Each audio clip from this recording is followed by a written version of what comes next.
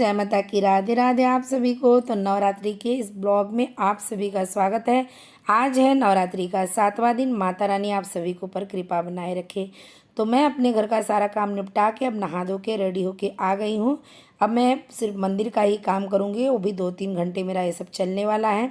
तो सबसे पहले मैं जल ला दी हूँ, जवारे में जल छिड़कना है। और अब जवारा काफ़ी बड़ा हो चुका है ना, तो बहुत ही आसानी से जल छिड़कना रहता है। जैसे कि मैं फूल से डुबा डुबा के थोड़ा ही छींटा डालना रहता है, अभी ज़्यादा पानी नहीं देती हूँ। तो सबसे पहले मैं भगवान का लाइट जला के उनका पैर पड़ लिया और सब भगवान जी को उठा दी। सब लोग सो रहे थे, तो यहाँ पे मैं इनको बैठाते ही पहले इनको पानी पिला देती हूँ, फिर उसके बाद ये बैठे रहते हैं। तो उधर का पूजा करती रहती हूँ, जब टाइम मिलता है तब इनके पास आ जाती हूँ।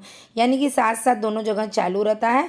और अभी मैं जाऊँगी बाहर पूजा करने के लिए, सूर्यनारायण भगवान को जल दूँगी और बाहर स्वास्तिक वगैरह बनाऊँगी। तब तक मैं 2 अगरबत्ती लगा के इनको फिर बैठा के सबको और पानी रख देती हूँ। माता जी की इधर भी बदल के रख दी हूँ और यहाँ पे भी फिर मैं जाऊँगी जल चढ़ाने के लिए। और जल में मैं थोड़ा सा कुमकुम और शक्कर डाल के जल देती हूँ।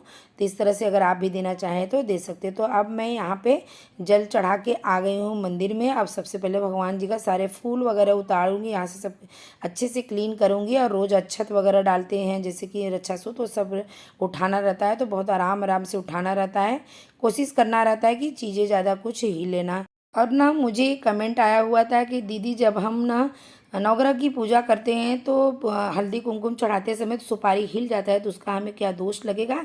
तो देखिए, कोई दोष नहीं लगता है। आप जब चढ़ाते हो ना, तो जैसे आपसे हिलता है हमसे भी हिलता है कभी कभार।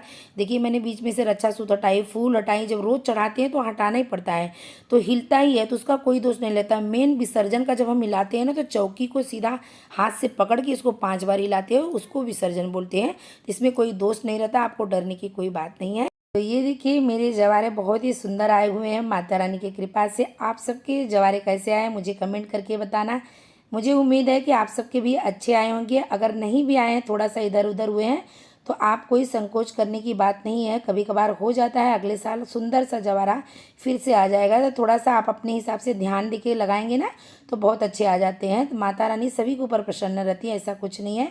तो यहाँ पे मैं सभी को पुष्प वगैरह पहना दे रही हूँ, तैयार कर दे रही हूँ। खूब अच्छे से मैं ना विधि से फूल वगैरह सबको पहनाती हूँ। माता रानी थोड़ी सी दूर पड़ रही हैं, तो इनको अच्छे से हाथ फैला के पहनाना पड़ता है। तो अभी मैं आप सबको ना डायरेक्ट यहाँ पे पूजा होने के बाद दिखाऊंगी। तो देखिए, यहाँ पे मैंने सबको फूल वगैरह चढ़ा के पूजा भोग सब कुछ मैंने रख दी हूँ। और ये देखिए, जवारे ना मेरे ऐसे फैलने लगे हैं।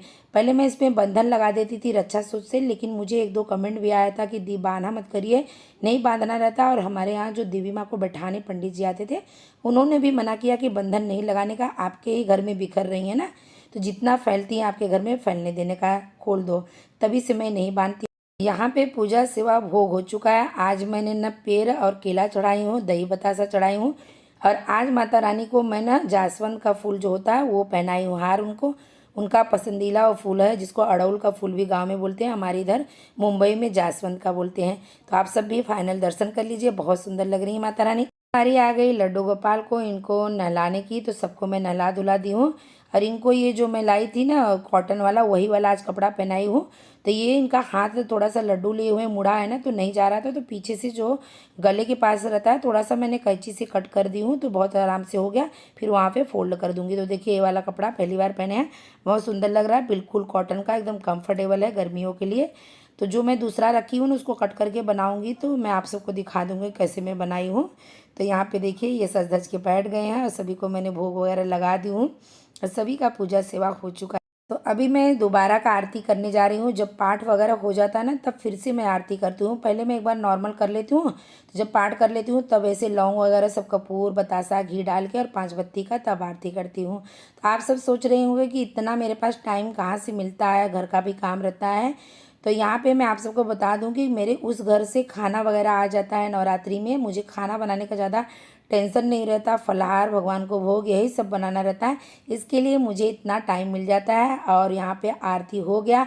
अब मैं आप सबको दोपहर का भोग दिखा रही हूँ भगवान जी को, यानी माता रानी का। तो इनको मैं भोग में, मेरी बेटी ने आज भोग बनाई है, साक्षी ने। तो उसने बनाई साबूदाने की खिचड़ी बनाई है और मखाना तली है और घर का वेफर। तो आजकल मुझे ना पूरे नवरात्रि में मुझे ना फलाहार वही बना के दी है, तो ज़्यादातर फलाहार वही बना रही है। यहाँ पे मैंने एक थाली माता रानी के सामने भोग रख दी हूँ सबको खिलाने के बाद, और थोड़ा सा मैं लड्डू गोपाल को भी रख देती हूँ। उनका व्रत नहीं रहता, उठते बैठते ही व्रत रहता है और रोज़ वो खाना खाते हैं, जैसे बच्चे खाते हैं ना वैसे वो भी खाते हैं। लेकिन जब उनका ना फलाहार बनता है तो उनको डबल डबल खिला देती हूँ, यानी कि उनका डबल हो जाता है। तो अभी वो लोग खा रहे हैं, मैं इधर थोड़ा टाइम बैठ जाऊँगी, 10-15 मिनट के बाद मैं जाके वही फलाहार कर लूँगी। उसके बाद फलाहार करने के बाद मैं 4 बजे के लगभग मैं यहाँ पे ढोल के साथ मुझे अच्छा लगता है, मतलब दुर्गा चालीसा पढ़ने के लिए, और उसके बाद मैं पाठ भी कर लूँगी क्योंकि गर्मी बहुत पड़ रही है। तो मैं 4 बजे के लगभग मैं पाठ कर रही हूँ, और पाठ के बाद मैं सीधा आप सबको आरती के बाद जो हम लोग भजन गा रहे थे उसका छोटा सा क्लिप आप सबको छोटा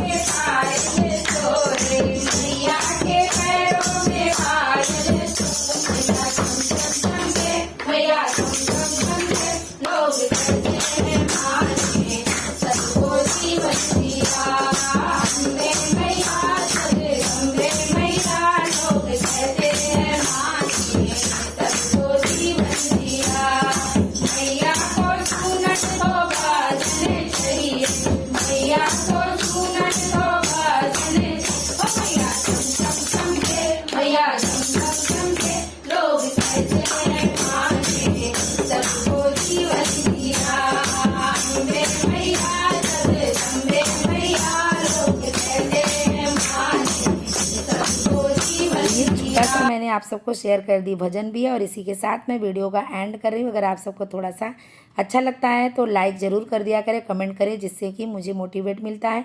तो जय माता की, राधे राधे। आप